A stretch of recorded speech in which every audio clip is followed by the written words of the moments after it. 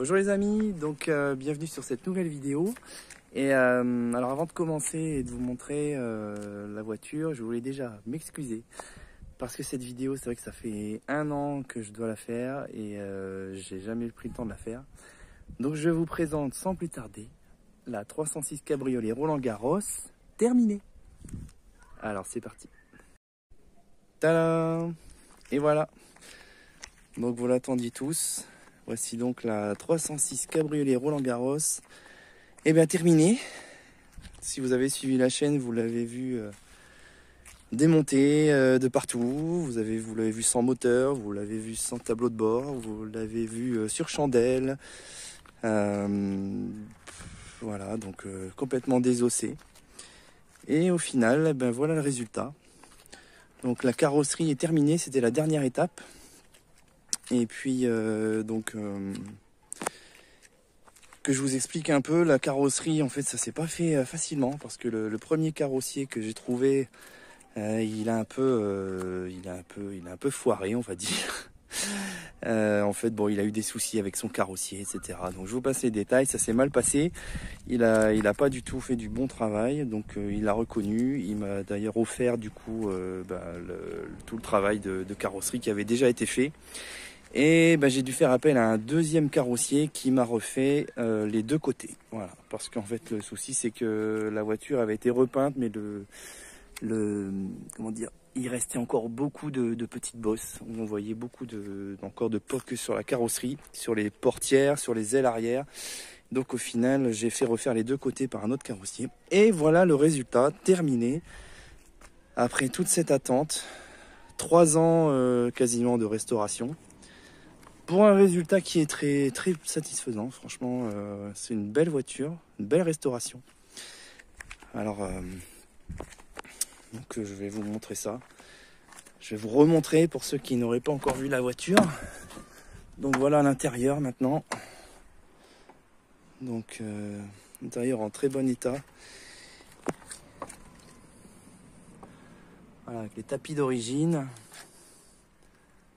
Alors l'autoradio il est pas bien calé parce que j'ai un souci avec le lecteur CD, donc il faut que je fasse réviser, je pense. Faut que je vérifie. Mais bon, sinon il fonctionnait et tout le reste fonctionne et on peut voir que voilà,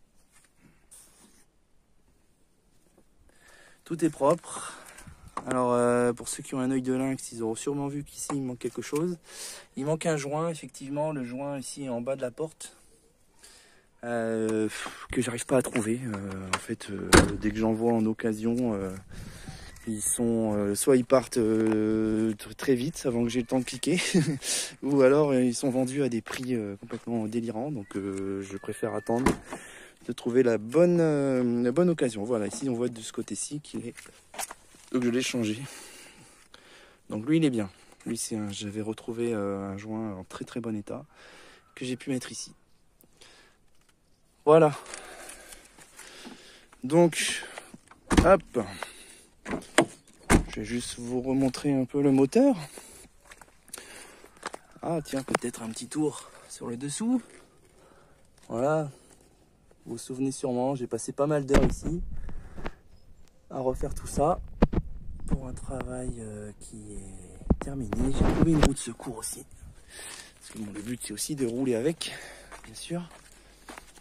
Alors le capot, hop, allons-y, tac.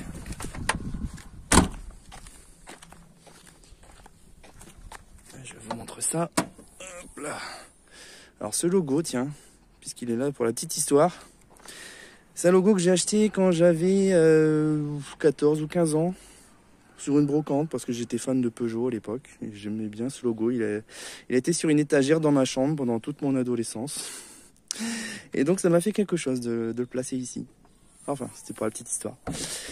Voilà donc le moteur. Donc avec la B-moteur, la fameuse B-moteur que j'avais repeint moi-même à la bombe. Peinture et vernis. Et puis ma foi, tout a bien fonctionné. Alors ici, ce petit câble, c'est pour le... En fait, j'ai un petit module de maintien de charge pour la batterie. En fait, quand j'utilise pas la voiture, je branche un mini chargeur dessus. Donc voilà, vous voyez qu'elle est propre. Et elle est fiable, parce que vous savez quoi, je suis parti en vacances cet été avec. Je suis allé en Angleterre avec. Elle est montée dans le train, on est passé sous la Manche. On a fait 3000 km en Angleterre, sans aucun pépin. Et c'était un vrai bonheur de rouler décapoté sur les petites routes anglaises. Là, c'était vraiment top. Et les Anglais ont vraiment aussi apprécié cette voiture. J'ai eu beaucoup de bonnes remarques sur la voiture. Et j'en ai vu aucune autre 306 cabriolet d'ailleurs en Angleterre. Je vais vous faire un petit décapotage, tiens. Alors je vous cale la caméra et puis on va voir ça.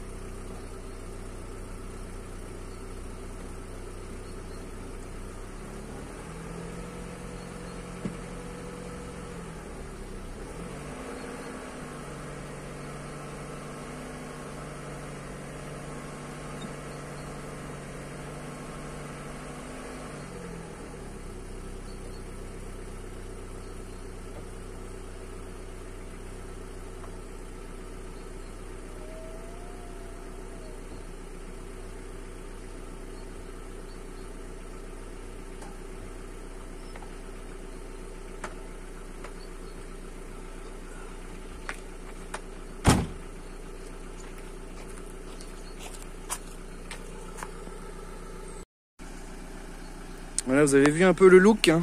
Enfin pas mon look, hein, mais le look de la voiture. Franchement, c'est une voiture qui en jette, hein. Moi j'adore. Je trouve que c'est le plus beau cabriolet des années 90, clairement. Devant la Golf, devant la Mégane, tout ce que vous voulez. Désolé, mais là, il n'y a pas photo. Voilà, je laisse entendre un peu le moteur. Bon, il tourne bien, hein.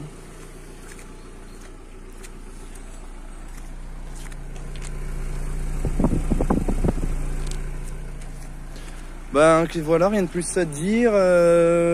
Vous voyez, elle est... Donc le tissu ici en Sky a été refait aussi. Donc je l'ai fait faire par un sellier.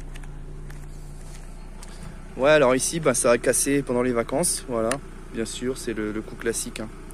Ces espèces d'accoudoirs là, bon, ben, au bout d'un moment, c'est... Le petit clapet, il finit toujours par péter à un moment donné. Donc bon, franchement, ça me saoule un peu d'en retrouver un parce que... C'est pareil, les gens ils vendent ça une fortune parce qu'ils savent que ça casse, que les gens ils vont en chercher un nouveau. Donc, bref, pour moi c'est bon, je vais dire qu'elle est finie et puis franchement, je sais pas ce que vous en pensez, mais je suis super content, franchement. Et puis j'espère que vous avez apprécié cette vidéo et puis n'hésitez pas à faire des commentaires et puis me dire ce que vous en pensez. Et puis si vous avez des questions, si vous êtes en restauration d'une voiture ou quoi, si je peux vous aider en quoi que ce soit, n'hésitez pas. Et puis on se donne rendez-vous à bientôt pour une autre vidéo. Peut-être avec la Jaguar. On verra. Allez, ciao!